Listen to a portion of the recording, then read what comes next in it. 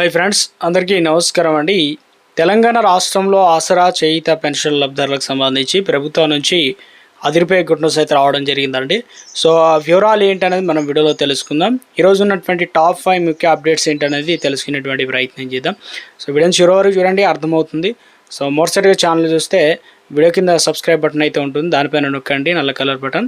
Subscribe అవుతారు, bell button all notification activate చేసుకోండి. చూస్తున్నారు కానీ లైక్ చేయడం మర్చిపోతున్నారు. సో ఈ విధంగా లైక్ బటన్ అయితే ఉంటుంది, వెంటనే లైక్ చేయండి. సో మిత్రులందరూ వీడియోని షేర్ చేసే ప్రయత్నం చేయండి. ఇక వీడియోలోకి అయితే వెళ్ళిపోదాం. గుడ్ న్యూస్ రావడం జరిగిందండి. ఇందులో వచ్చేసి రైతులకు సంబంధించి చెప్తున్నారు. ఇందులో ప్రధానంగా చూసుకున్నట్లయితే రాష్ట్రంలో ఇప్పటికీ ఎల్‌నినో ప్రభావం అయితే ఉంది. సో అందుకని చెప్పేసి తక్కువ వర్షపాతం కారణంగా రైతులు నష్టపోకుండా తక్కువ ధరకే విత్తనాలు అందించేందుకు ప్రభుత్వం సిద్ధం కావడం జరిగింది. సో నేటి నుంచి ముఖ్యంగా జూలై 29 వరకు రాష్ట్రంలో అన్ని జిల్లాల్లో రైతు వేదికల్లో ద్వారా విత్తన మేళాలు ఘనంగా నిర్వహించబోతున్నారు. ఇక భూమి స్వభావాన్ని బట్టి తక్కువ నీటితో పండేటువంటి ఆరుతడి పంటల విత్తనాలు అతి తక్కువ ధరకైతే పొందవచ్చు. వరికి సాగుకు బదులుగా మొక్కజొన్న, కందులు, పెసర, మినమ, సజ్జలు, ఇక జొన్నలు వంటివి ఇవ్వడం అయితే జరుగుతుందని చెప్పేసి వ్యవసాయ శాఖ అధికారులు కూడా స్పష్టం చేస్తున్నారు. ప్రతి మండల కేంద్రంలోని రైతు వేదికలో సుమారు 4 నుంచి 5 ప్రత్యేక కౌంటర్లు కూడా ఏర్పాటు చేసి రైతులకు అవసరమైన నాణ్యమైన విత్తనాలు కూడా రైతులకు ఇక అందించడం జరుగుతుందన్నమాట, తక్కువ ధరకు అని చెప్పేసి. సో ఈ అవకాశాన్ని రాష్ట్రంలో ప్రతి రైతు సద్వినియోగం చేసుకోవాలని వ్యవసాయ శాఖ డైరెక్టర్ అయితే కోరడం జరిగిందనమాట.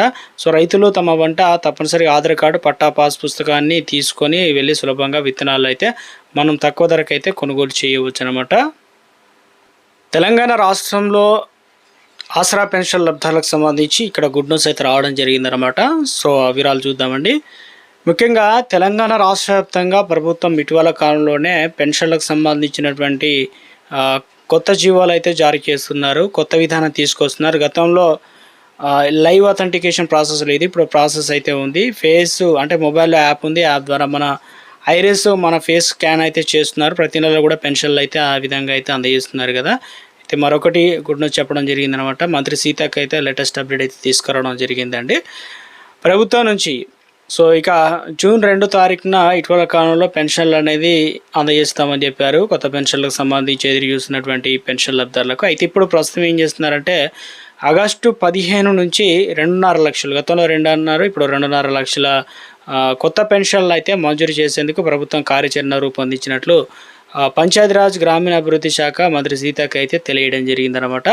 సో తొలి ఇక ప్రాధాన్యత ఎవరికి కేటాయిస్తారంటే ఫస్ట్ కేటగిరీలో ఒంటరి మహిళలకు, దాని తర్వాత వచ్చేసి వితంతువులకు ఉంటుందన్నమాట. సోమవారం సచివాలయంలో ఆమె కలిసి మీడియా ప్రతినిధులతో మాట్లాడడం జరిగింది. ఏం చెప్తున్నారంటే కొత్త పెన్షన్ల అమలుపై శాఖాపరమైన ఏర్పాట్లు జరుగుతున్నాయని తెలియడం అయితే జరిగిందనమాట. సో ఇక బుధవారం సీఎం రేవంత్ రెడ్డి పంచాయతీ రాజ్ గ్రామీణాభివృద్ధి శాఖ పనితీరును, అభివృద్ధి కార్యక్రమాలతో పాటు తెలంగాణ జలసిరి, విబిజి రామ్జీ, అదేవిధంగా చేయిత పెన్షన్ల పథకాన్ని పురోగతిపై ఉన్న ఉన్నత స్థాయి సమీక్ష సమావేశం అయితే నిర్వహించనున్నారు చెప్తున్నారు. సో ఇటీవల కాలంలో తెలంగాణ రాష్ట్ర వ్యాప్తంగా అనర్హులను తీసివేస్తున్నారు. సో రాష్ట్ర వ్యాప్తంగా ఇప్పటివరకు 1,20,000 మంది తొలగించినట్లు చెప్తున్నారు. ఇంకా ఈ ప్రాసెస్ అయితే కొనసాగుతుంది, లైవ్ అథెంటికేషన్. ఎవరైతే అనర్హులు ఉన్నారో సో కొత్త వారికి అయితే గుడ్ న్యూస్ చెప్పడం జరిగిందనమాట. సో దాదాపుగా ఈ లిస్ట్ అనేది రెడీ చేస్తున్న ఉన్నతాధికారులు 1-2 సార్లు వెరిఫై చేస్తున్నారు, ఇంటింటికి సర్వే అయితే చేసి ఎవరు అర్హులు ఏంటనేది కూడా పూర్తి స్థాయిలో కూడా వారికి అర్హత ఉన్న వారికి మాత్రమే ఇవ్వడానికి కేటాయిస్తున్నారనమాట. ఈ లిస్ట్ అనేది ప్రభుత్వం ముఖ్యంగా ఆగస్టు 5 తారీఖు వరకే సర్వేలో లిస్ట్ ఎవరి పేర్లు ఏంటనేది కూడా ఇప్పటివరకు దాదాపుగా ఉన్న పేర్లతో పాటు మరిన్ని పేర్లు చేర్చి సో ఇక ప్రభుత్వం ఫైనల్ చేయబోతున్నట్లు అప్డేట్స్ అయితే రావడం జరిగింది. ఆగస్టు 15 తారీఖు నుంచి 2.5 లక్షల పెన్షన్లు, కొత్త పెన్షన్లు అయితే ప్రభుత్వం అందించడానికి అన్ని ఏర్పాట్లు చేసినట్లు తాజా అప్డేట్స్ అయితే రావడం జరిగిందండి. గుడ్ న్యూస్ అయితే చెప్పారనమాట. ఈ నెలకు సంబంధించిన పెన్షన్లు కూడా అందించడం అయితే జరుగుతుందండి. చాలామంది అయితే అడుగుతున్నారు, సో పెన్షన్లు ఎప్పటి నుంచి అందిస్తారని చెప్పేసి. సో ఇప్పటికే పెన్షన్లు అయితే అందించడం జరుగుతుంది.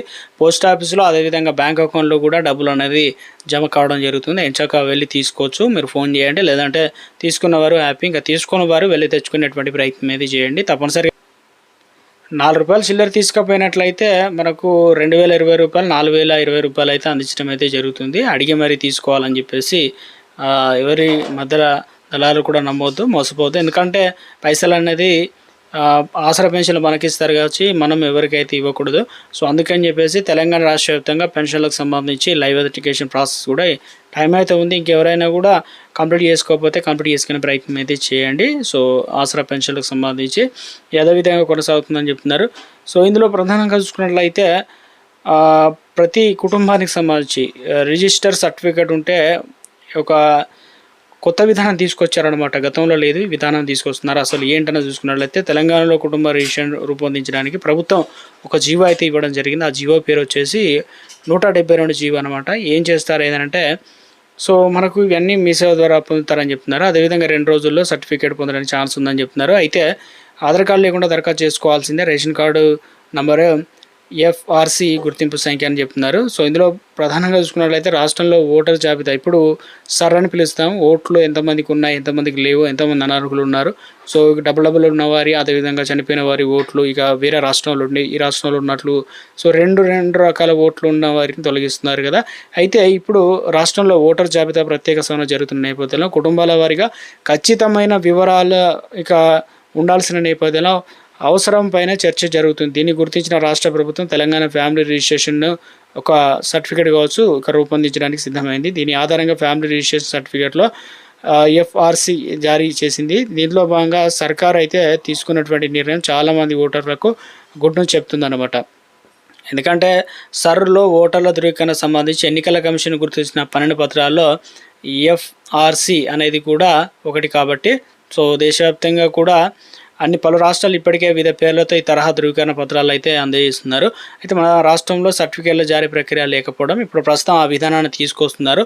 సో ఏ పత్రాలు లేని కుటుంబాలు కొన్ని కుటుంబాలు ఉన్నాయి. సర్ ప్రక్రియలో ఓటుకు దూరం అయ్యే ముప్పు కూడా ఉంటుంది కాబట్టి నేపథ్యంలోనే ఇక తెలంగాణ ప్రభుత్వం కీలక నిర్ణయం తీసుకున్నట్లు చెప్తున్నారు. రాష్ట్రంలో ప్రతి కుటుంబానికి ఉన్న సభ్యులందరి వివరాలు ఎలక్ట్రానిక్ విధానంలో నమోదు చేయడం ద్వారా ఒకే చోట తీయడం ద్వారా ప్రభుత్వ సేవలు వేగవంతంతో పాటు వివిధ శాఖల ప్రామాణిక పెరుగుతుందని చెప్పేసి సో ఇక రేషన్ కార్డు అయితే ఉంటే సరిపోతుంది. ఫ్యామిలీ రిజిస్ట్రేషన్ రూపొందించిన కొత్త సర్వేలు చేపట్టకుండా ప్రస్తుత పౌర సరఫరా శాఖ నిర్వహించిన ఆహార భద్రత కార్డు డేటాబేస్ ఆధారంగా అయితే ఇవ్వబోతున్నారు చెప్తున్నారు.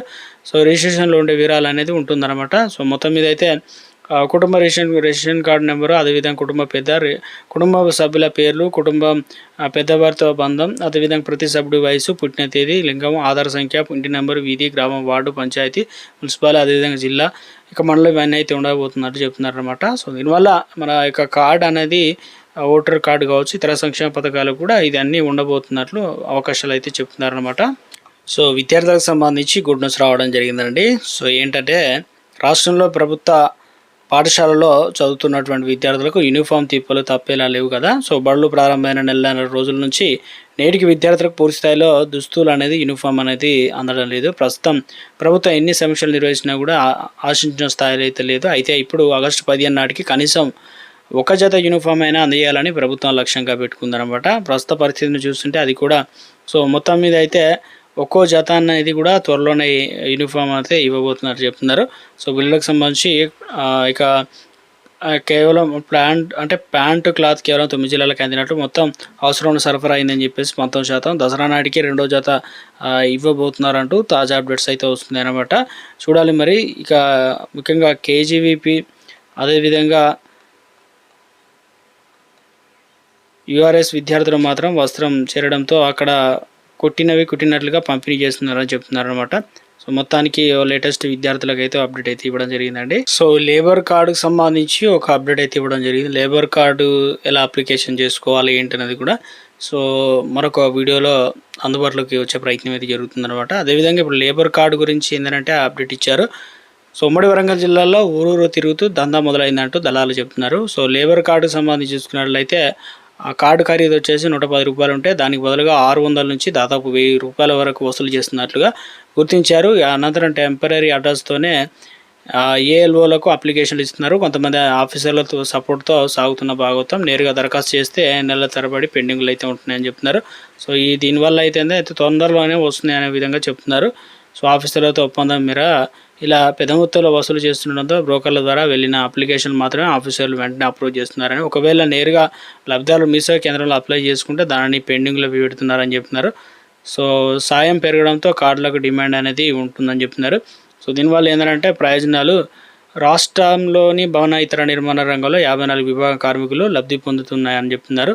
సో ఇందులో గతంలో Telangana building and other construction worker కూడా వెల్ఫేర్ కూడా బోర్డు కింద చేరిన సభ్యులు సహజ మరణం సంభవిస్తే ప్రతి కుటుంబానికి ₹1,00,000, యాక్సిడెంట్ డెత్ కింద ₹6,00,000 ఇచ్చేవారు. కానీ ఇప్పుడు రాష్ట్ర ప్రభుత్వం గత ఏడాది కార్మికులకు అందించే సహాయాన్ని గణనీయంగా పెంచిందనమాట. యాక్సిడెంటల్ డెత్ అయితే ₹10,00,000, సహజ మరణం అయితే ₹2,00,000 ఇచ్చేలా ఉత్తర్వులు జారీ చేశారు. కాబట్టి వీటితో పాటు లేబర్ కార్డు కలిగి ఉన్న వ్యక్తికి లేదా వారి కుమార్తె వివాహానికి ₹30,000, ప్రసూతి సేవలకు సంబంధించి 30,000, మరణం సంభవిస్తే కనుక దహన సంస్కారాలకు 30,000, యాక్సిడెంట్లో గాయపడిన పని చేయలేని పరిస్థితుల్లో ₹4,00,000, పూర్తిగా అంగవైకల్యం కలిగితే ₹5,00,000 అయితే అందిస్తున్నారు. గతంలో ఉన్న సాయాన్ని ప్రభుత్వం ఇప్పుడు పెంచడంతో క్షేత్రస్థాయిలో లేబర్ కార్డులకు డిమాండ్ అయితే ఉందని చెప్తున్నారు.